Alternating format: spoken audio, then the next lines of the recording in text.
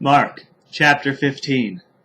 And as soon as it was morning, the chief priests held a consultation with the elders and scribes and the whole council. And they bound Yeshua, and led him away and delivered him over to Pilate.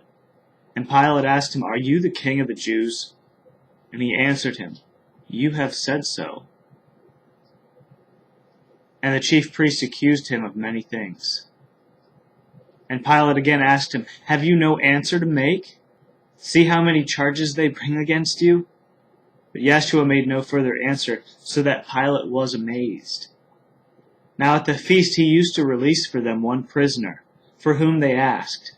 And among the rebels in prison, who had committed murder in the insurrection, there was a man called Barabbas. And the crowd came up and began to ask Pilate to do as he usually did for them. And he answered them, saying, "Do you want me to release for you the king of the Jews?" For he perceived that it was out of envy that the chief priests had delivered him up. But the chief priests stirred up the crowd to have him release for them Barabbas instead.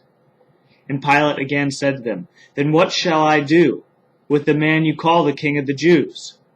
And they cried out again, "Crucify him!" And Pilate said to them, "Why? What evil has he done?" But they shouted all the more, "Crucify him!" So Pilate, wishing to satisfy the crowd, released for them Barabbas. And having scourged Yeshua, he delivered him to be crucified. And the soldiers led him away inside the palace, that is, the governor's headquarters. And they called together the whole battalion, and they clothed him in a purple cloak, and twisting together a crown of thorns, they put it on him. And they began to salute him, "Hail, King of the Jews!" And they were striking his head with a reed, and spitting on him, and kneeling down in homage to him. And when they had mocked him, they stripped him of the purple cloak, and put his own clothes on him. And they led him out to crucify him. And they compelled a passer-by, Simon of Cyrene, who was coming in from the country, the father of Alexander and Rufus, to carry his cross. And they brought him to the place called Golgotha, which means place of a skull. And they offered him wine mixed with myrrh. But he did not take it. And they crucified him and divided his garments among them, casting lots for them, to decide what each should take. And it was the 3rd hour when they crucified him.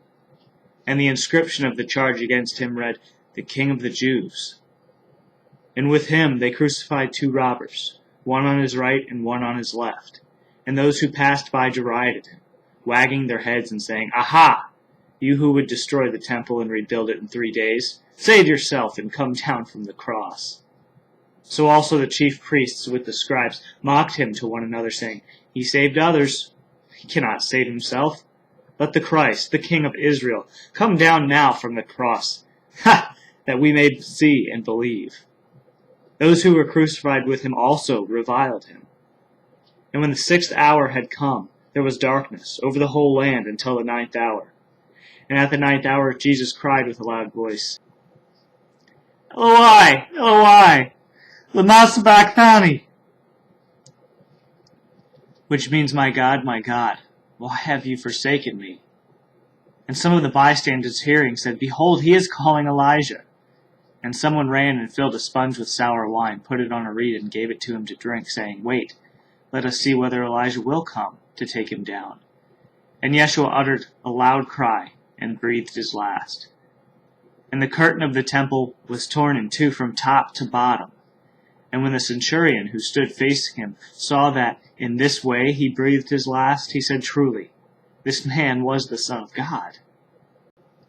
There were also women looking on from a distance, among whom were Mary Magdalene, and Mary the mother of James the younger, and of Joseph, and Salome. When he was in Galilee, they followed him and ministered to him, and there were also many other women, who came up with him to Jerusalem. And when evening had come, since it was the day of preparation, that is, the day before the Sabbath, Joseph of Arimathea, a respected member of the council, who was also himself looking for the kingdom of God, took courage and went to Pilate, and asked for the body of Yeshua. Pilate was surprised to hear that he should have already died. And summoning the centurion, he asked him whether he was already dead. And when he learned from the centurion that he was dead, he granted the corpse to Joseph. And Joseph bought a linen shroud, and taking him down, wrapped him in the linen shroud and laid him in a tomb that had been cut out of the rock. And he rolled a stone against the entrance of the tomb. Mary Magdalene and Mary, the mother of Joseph, saw where he was laid,